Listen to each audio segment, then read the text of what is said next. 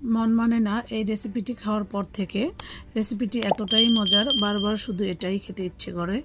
আসসালামু আলাইকুম, কেমন আছেন আপনারা সবাই? তো আমি আজকে রেসিপির জন্য 2টি সেদ্ধ ডিম নিয়েছি।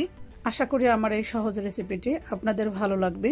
এর জন্য প্রথমে একটি ব্লেন্ডার জগের মধ্যে ডিম 2টি ঢেলে নিচ্ছি। সুন্দর একটি ফ্লেভারের জন্য দিয়ে দিয়েছি 2 কোয়া রসুন। এখন আমি দিয়ে দিব একবারে খাঁটি জয়তুনের তেল বা অলিভ অয়েল। এখান থেকে আমি 3 টেবিল চামচ দিয়ে দিব। আপনারা চাইলে সয়াবিন তেলও ব্যবহার করতে পারেন। এই তো এখন আমি দিয়ে দিচ্ছি 3 টেবিল চামচ গুঁড়া দুধ। এরপরে দিয়ে দিব 1 চা চামচ চিনি, দিয়ে দিব স্বাদ মতো লবণ, দিয়ে দিচ্ছি হাফ চা চামচ কালো গোলমরিচের গুঁড়া, চাইলে সাদা গোলমরিচের গুঁড়াও দিতে পারেন। এরপরে আমি দিয়ে দিয়েছি 1 টেবিল চামচ লেবুর রস। 1 সপ্তাহ সংরক্ষণ করে রাখতে চাইলে 1 চা চামচ ভিনেগার দিয়ে দিতে পারেন। এরপরে আমি 1 মিনিট ব্লেন্ড করে নিয়েছি সব উপকরণগুলো। এই তো খুলে দেখাচ্ছি আমার মেয়োনিজটা কতটা পারফেক্ট হয়েছে। এখন আমি একটা স্প্যাচুলার সাহায্যে মেয়োনিজটাকে খুব ভালোভাবে নেড়েচেড়ে দিচ্ছি, দেখতেই পাচ্ছেন। আমি একটি স্প্যাচুলার সাহায্যে উপরের মিশ্রণগুলো নিচে এবং নিচের মিশ্রণগুলো উপরে উঠিয়ে দিচ্ছি এবং দিয়ে দিয়েছি 2 টেবিল চামচ নর্মাল পানি। এখন আমি আবারও ভালোভাবে নেড়েচেড়ে মিশিয়ে নিচ্ছি।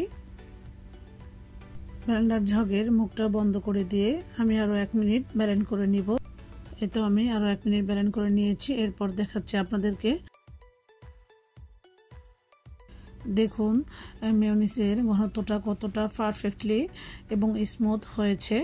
তো এই মেয়োনিজটা খেতে এত যে মজার তা আগে কেন জানতাম না।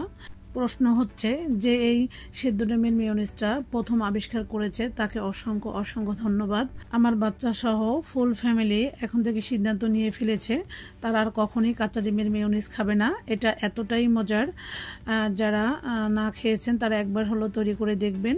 সত্যি অসাধারণ ছিল সেদ্ধ ডিমের এই মেয়োনিজটা। আমি তো হাত দিয়ে চেটেপুটে অর্ধেকটা খেয়ে ফেলেছি, এতটাই টেস্টি এবং লোভনীয়। তো আশা করি আমার আজকের রেসিপিটি আপনাদের ভালো লেগেছে। যদি ভালো লেগে থাকে প্লিজ আমার চ্যানেলটি সাবস্ক্রাইব করে পাশেই থাকবেন এবং ভিডিওটি দেখার আগে একটি লাইক দিয়ে ভিডিওটি দেখা শুরু করবেন। আপনাদের একটি লাইক এবং কমেন্ট আমাকে অনেক বেশি উৎসাহিত করে। আজকের মতো তাহলে বিদায় নিচ্ছি। আল্লাহ হাফেজ।